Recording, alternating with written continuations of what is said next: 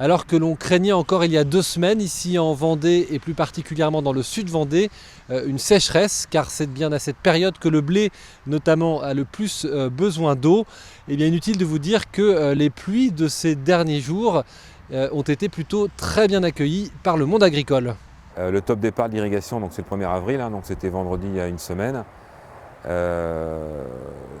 On n'a pas eu de déclenchement pour 3 raisons. La première, c'est qu'on nous annonçait des froids quand même assez importants, et irriguer des céréales par temps froid, c'est quand même pas ce qu'il y a de mieux. On a annoncé aussi, il y avait aussi du vent, donc c'est pas non plus l'idéal. Et puis le troisième point, qui est peut-être finalement le plus important, c'est qu'on avait quand même cette période de pluie qui était annoncée à la météo, qui semblait se préciser.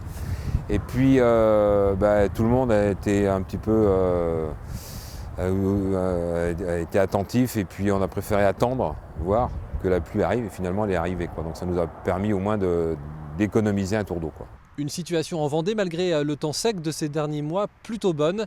Les taux de remplissage des retenues d'eau du département est de l'ordre de 90%.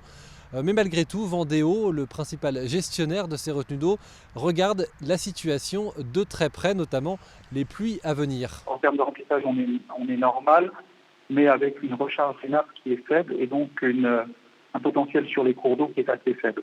Donc on ne devrait pas s'inquiéter pour la situation à 3-4 mois, mais si on n'a pas de pluie qui continue, quelques pluies ce printemps pour parfaire le remplissage avant l'été, alors on pourrait avoir des difficultés en fin de saison. Donc c'est les pluies de printemps qui sont prépondérantes dans la manière dont la saison va se passer. Des pluies de printemps qui vont être regardées attentivement, car rappelons que le département dépend à 94% des cours d'eau qui le traversent, et donc de la pluviométrie.